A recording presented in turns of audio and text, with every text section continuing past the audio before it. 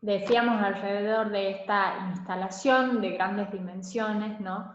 De la industria farmacológica, ¿no? Que es otra cara de la medicina en el siglo XX. Bien, lo interesante, u otra mirada que podemos tener en cuenta, es algunas notas algunas notas que David Le Breton escribe en otro de sus libros, sumamente interesantes, que queremos compartir con ustedes, que es Antropología del Dolor, ¿no? En ese libro, él dice, los hombres, según su condición social o su historia personal, no reaccionan de la misma manera frente a una herida o enfermedad idénticas. No tienen el mismo umbral de sensibilidad, ¿no? Podemos pensar que no experimentamos el dolor de la misma manera y no decimos o no tratamos de comunicar el dolor de la misma manera, ¿no? Y eso puede explorarse en la literatura. Nosotros hemos leído a varios autores, ¿no? Como Pedro Lemebel, Enrique Lin, Roberto Bolaño, María Luisa Puga, Fabiola Morales, entre otros. Bien, en este libro, Le Breton en realidad piensa cómo el dolor es algo sumamente íntimo, pero que está impregnado por condiciones materiales, sociales, culturales e históricas, por supuesto porque uno no vive aislado, ¿no? Y que con Descartes el dolor fue puesto o fue definido como una sensación producida por el mecanismo corporal, ¿no? Ahora bien, nosotros podemos pensar, o de hecho Le Breton así lo piensa, que no hay dolor sin sufrimiento, es decir, sin un significado afectivo de ese fenómeno fisiológico anatómico, ¿no?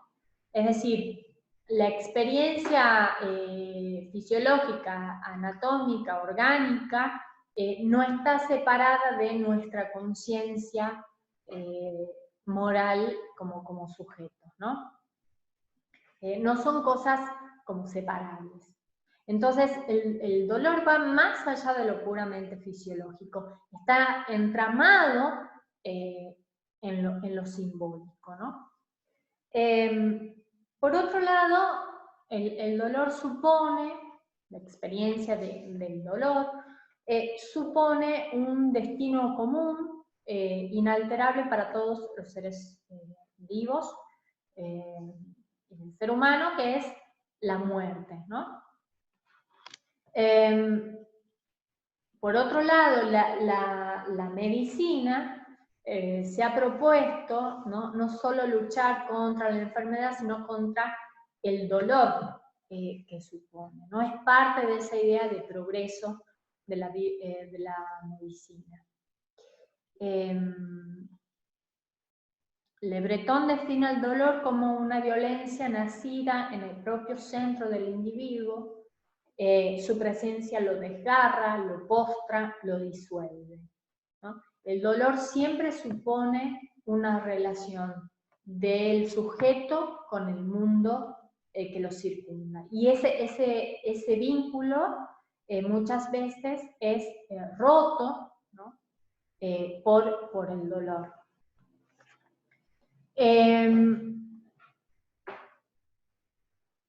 Asimismo, también el dolor despersonaliza. Nosotros tenemos como el recurso o la estrategia literaria que usa Puga para dar cuenta de ese dolor insoportable es personalizar al dolor, ¿no? Como figura. Entonces, el dolor sitúa al individuo por fuera de ese mundo, ¿no? Es una experiencia forzosa y violenta de los límites de la condición humana. En este libro, Le Breton también propone una especie de clasificación de los dolores, ¿no? El dolor agudo, ¿no? Es el dolor breve, punzante, el dolor crónico, ¿no? Persistente, y el dolor total, ¿no? Que es un sufrimiento completo, absoluto, ¿no? Una progresión hacia una muerte inminente, pensando en enfermedades como, ¿no? El cáncer o el SIDA, ¿no? Entonces, ese avance del dolor, ese avance sin freno del dolor en el cuerpo, supone una pérdida de la soberanía del individuo sobre su vida, ¿no? Y en realidad Le Breton está pensando al dolor también, digamos, conlleva una serie de preguntas éticas, ¿no? ¿Qué hacemos con el enfermo terminal, con su dolor? Mitigamos el dolor, pero aplacamos o dormimos su conciencia, ¿no? Él se pregunta por la eutanasia, ¿no? Preguntas éticas que van más allá de la pregunta por lo poético, ¿no? Y hay otra idea muy interesante que creemos que ha sido de alguna manera, se ha ido manifestando en nuestro repertorio de textos literarios, es esta idea de lo incomunicable del dolor, ¿no? El dolor es, dice Le Breton, un fracaso del lenguaje encerrado en la oscuridad de la carne. Hay algo que no se puede decir, que no se puede comunicar. El dolor suscita el grito, la queja, el gemido, el llanto o el silencio, ¿no? Es la experiencia donde la palabra falla, dice Le Breton. Podríamos decir que sobre esas fallas la literatura, ¿no? Explora,